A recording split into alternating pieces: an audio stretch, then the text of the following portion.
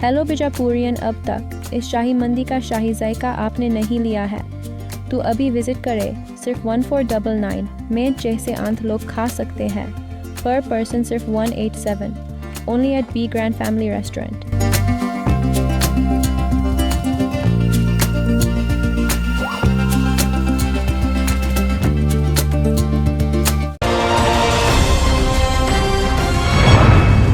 मैं हूं अभी हुसैन शेख, आपका खैर मकदम है 4TV न्यूज कर्नाटक एक्सप्रेस में। सबसे पहले नजर आज की हेडलाइंस पर।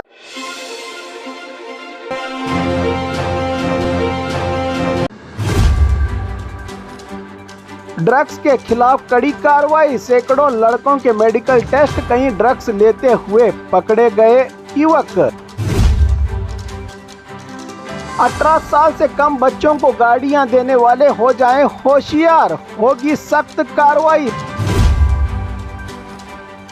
कुत्तों के हमलों के पीड़ितों को 5 लाख तक का मुआवजा, कर्नाटक सरकार की नई स्कीम।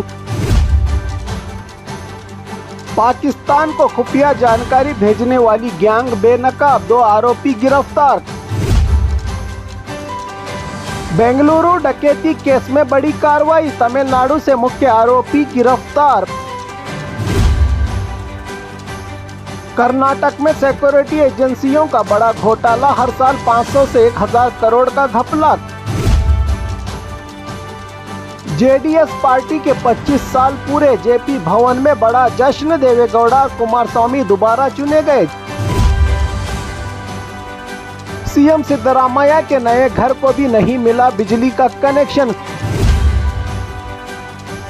ट्रैफिक चालान पर फिर से बड़ी राहत, 50% छूट फिर से शुरू। अब खबरें विस्तार से।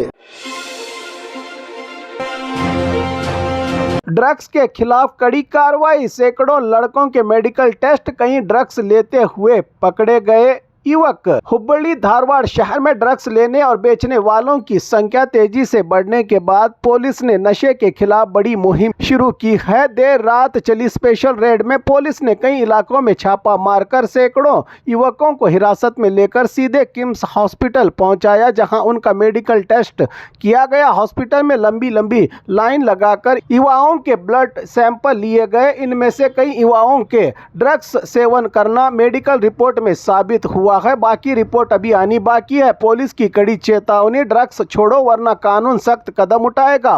पुलिस ने बताया कि कई बच्चे और हद से ज्यादा युवा पीढ़ी ड्रग्स की लत में फंस गई है। आरोपियों और सस्पेक्टेड लोगों के माता पिता को बुलवाकर काउंसलिंग करवाई गई। पुलिस ने साफ चेतावनी दी, ड्रग्स छोड़कर सुधरने का मौका देंगे नहीं तो कड़ी कार्रवाई होगी। पुलिस का कहना है कि हुबली धारवाड़ को उड़ता पंजाब जैसा बनने नहीं दिया जाएगा, इसलिए इस तरह की कार्रवाई आगे भी जारी रहेगी। 18 साल से कम बच्चों को गाड़ियां देने वाले हो जाएं होशियार, होगी सख्त कार्रवाई। माता पिता को 25,000 जुर्माना और जेल तक की सजा। बेंगलुरु में नाबालिग बच्चों द्वारा ड्राइविंग लाइसेंस के बिना बाइक कार चलाने के मामले तेजी से बढ़ रहे हैं, जिससे हादसे भी बढ़ रहे हैं। इसी वजह से ट्रांसपोर्ट डिपार्टमेंट ने कड़ा एक्शन शुरू किया है। नया सख्त रूल्स ये है, नाबालिगों को गाड़ियां दी गई तो 25,000 जुर्माना प्लस जेल। 18 साल पूरे न होने पर बाइक कार चलाते पकड़े गए बच्चों पर 5,000 तक का जुर्माना और 3 महीने की जेल की सजा हो सकती है। लेकिन सबसे बड़ी कार्रवाई माता पिता गाड़ी मालिकों पर होगी। नाबालिगों को गाड़ियां देने पर 25,000 का जुर्माना और जेल तक की हो सकती है सजा। ट्रांसपोर्ट विभाग का कहना है कि कई माता पिता बच्चों को स्कूल कॉलेज जाने या छोटा सा काम करने के लिए गाड़ियां दे देते हैं, लेकिन बच्चे तेज रफ्तार में गाड़ियां चलाकर खुद का और दूसरों को खतरे में डाल देते हैं। माता पिता ने भी कड़े नियमों का स्वागत किया है। कई पेरेंट्स ने कहा है कि एक्सपीरियंस न होने के कारण बच्चे सड़क पर हादसे करवा देते हैं, इसलिए सख्त नियम जरूरी है और जरूरी था।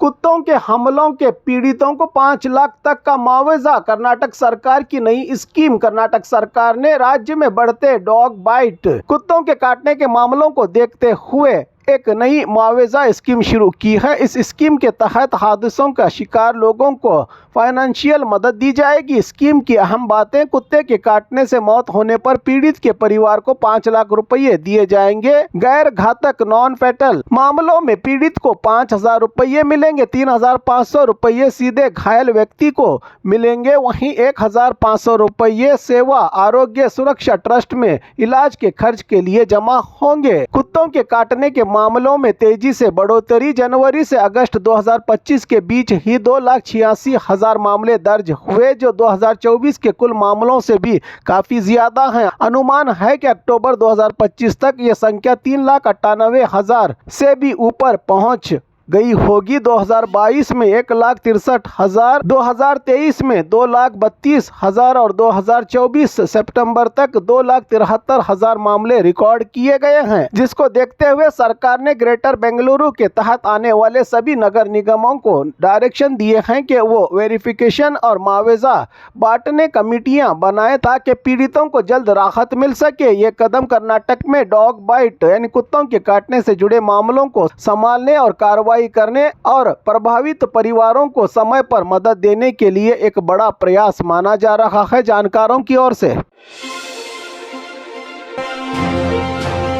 पाकिस्तान को खुफिया जानकारी भेजने वाली गैंग बेनकाब 2 आरोपी गिरफ्तार। कर्नाटक के उडुपी जिले के मलपे यूनिट और केरल के कोचीन शिपयार्ड में काम करने वाले 2 कर्मचारियों को भारतीय नौसेना नेवी से जुड़ी सीक्रेट जानकारी पाकिस्तान भेजने के आरोप में गिरफ्तार किया गया है। दोनों पिछले 1.5 साल से देश की सुरक्षा से जुड़े अहम जानकारियां दुश्मन देश तक पहुंचा रहे थे। गिरफ्तार किए गए आरोपी रोहित उडुपी के मलपे यूनिट में इंसुलेटर के रूप में काम कर रहा था, तो वहीं संतरी नामी व्यक्ति कोचीन के हेड ऑफिस में तैनात था। दोनों उत्तर प्रदेश के रहने वाले हैं और सुषमा मरीन प्राइवेट लिमिटेड के जरिए ठेके पर काम कर रहे थे। कोचीन शिपयार्ड के सीईओ को शक हुआ कि जहाजों से जुड़ी कुछ अहम जानकारियां बाहर लीक हो रही हैं। शिकायत मिलते ही मलपे पुलिस ने जांच शुरू की। जांच में पता चला कि आरोपी व्हाट्सएप और फेसबुक के जरिए सीक्रेट जानकारी भेज रहे थे दुश्मन मुल्क को। इसके बदले उन्हें रुपये भी मिल रहे थे। उन्होंने नौसेना नेवी के जहाजों और टगा बोट्स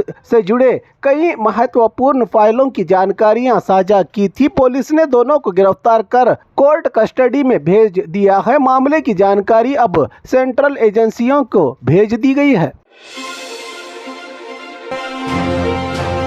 बेंगलुरु डकैती केस में बड़ी कार्रवाई, तमिलनाडु से मुख्य आरोपी गिरफ्तार। बेंगलुरु में हुई बड़ी डकैती मामले में पुलिस को बड़ी सफलता मिली है। तमिलनाडु में छिपे हुए शिवियर नाम के आरोपी को पुलिस ने गिरफ्तार कर लिया है। बनशंकरी पुलिस थाना के इंस्पेक्टर कोटेश्वरी की टीम आरोपी को पकड़कर सिद्धापुर थाना ले आई है। बेंगलुरु के काडुगुंडनहल्ली का रहने वाला निवासी है। डकैती के बाद वो कैश लेकर इनोवा कार में निकला और फिर वैगनार कार से तमिलनाडु भाग गया था। पुलिस लगातार उस पर नजर रखे हुए थी और सही समय पर उसे पकड़ लिया। जांच में पता चला कि शिवयर ने सिर्फ 4 दिन सीएमएस कंपनी में काम किया था। वहीं उसकी मुलाकात कांस्टेबल अन्नप्पा से हुई और दोनों ने मिलकर डकैती की प्लानिंग की। डकैती के बाद उसने ट्रंक में रख के करोड़ों रुपये बैग में भरकर फरार हो गया था। पुलिस के अनुसार कुल 7 करोड़ 11 लाख रुपयों की डकैती में से लगभग 6 करोड़ रुपये ही रिकवर किए गए हैं। कुछ आरोपी अभी भी फरार हैं, जिनकी तलाश जारी है। पुलिस आने वाले दिनों में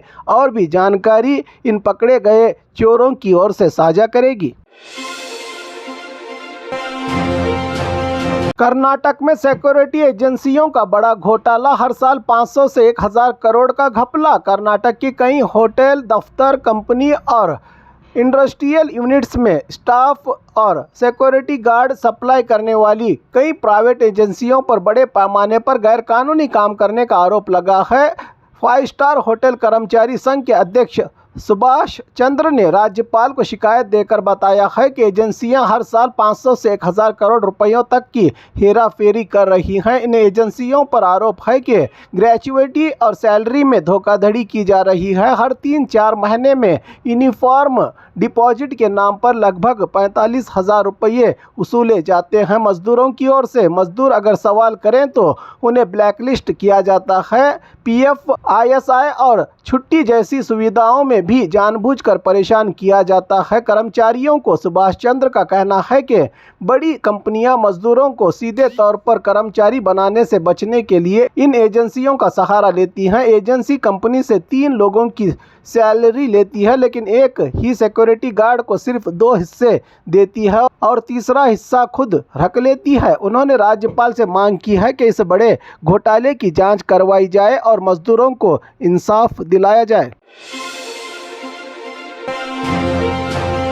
सीएम सिद्धरामैया के नए घर को भी नहीं मिला बिजली का कनेक्शन। सुप्रीम कोर्ट के आदेश से राज्य भर में हजारों लोग परेशान। कर्नाटक में नए घर बनाने वाले हजारों लोग बिजली कनेक्शन न मिलने की बड़ी समस्या से जूझ रहे हैं। सुप्रीम कोर्ट के एक हालिया आदेश के बाद नए बिजली कनेक्शन देना रोक दिया गया है। इसका असर अब मुख्यमंत्री सिद्धरामैया के नए घर पर भी दिखाई दे रहा है। जानकारी के मुताबिक मुख्यमंत्री ने मैसूरू के कोयम्पू नगर में 80x120 के प्लॉट पर 3 मंजिला नया घर बनाया है, लेकिन घर का ओसी ऑक्यूपेंसी सर्टिफिकेट नहीं होने की वजह से उन्हें भी बिजली कनेक्शन नहीं मिल पाया, जबकि 2 महीने पहले ही इन्होंने एप्लीकेशन दाखिल की है। राज्य सरकार के गृह ज्योति योजना के तहत लोगों को 200 यूनिट तक मुफ्त बिजली दी जा रही है, लेकिन नए घरों को बुनियादी जरूरत वाली बिजली कनेक्शन भी नहीं मिल पा रही है। पावर सप्लाई विभाग चाहता है कि जिन लोगों ने पहले से ही आवेदन किया है उन्हें कनेक्शन दिया जाए, लेकिन शहरी विकास और ग्रामीण विकास विभाग ओसी के बिना कनेक्शन देने के पक्ष में नहीं है। कैबिनेट में भी इस मुद्दे पर चर्चा हुई, लेकिन समाधान नहीं निकल पाया। अब जब ये समस्या खुद मुख्यमंत्री सिद्धरामैया के घर तक पहुंच गई है, लोग उम्मीद कर रहे हैं कि सरकार जल्द उसका हल निकालेगी। फिलहाल कई लोग टेम्पररी बिजली कनेक्शन लेकर ही गुजारा कर रहे हैं। ट्रैफिक चालान पर फिर से बड़ी राहत, 50% छूट फिर से शुरू। ट्रैफिक जुर्माने में 50% डिस्काउंट फिर से शुरू किया गया है। विभाग की ओर से 21 नवंबर से 12 दिसंबर तक लोग अपने पुराने चालान आधे जुर्माने में क्लियर कर सकते हैं। पिछली बार इस स्कीम से 120 करोड़ रुपयों से ज़्यादा जुर्माना वसूला गया था। इस बार भी लोग बड़ी संख्या में इसका फ़ायदा उठा रहे हैं। जो लोग भारी जुर्माना नहीं भर पा रहे थे उनके लिए फिर एक बार ये सोने पर सुहागा जैसा मौका है, क्योंकि जुर्माने से तो किसी को छुटकारा नहीं मिल सकता।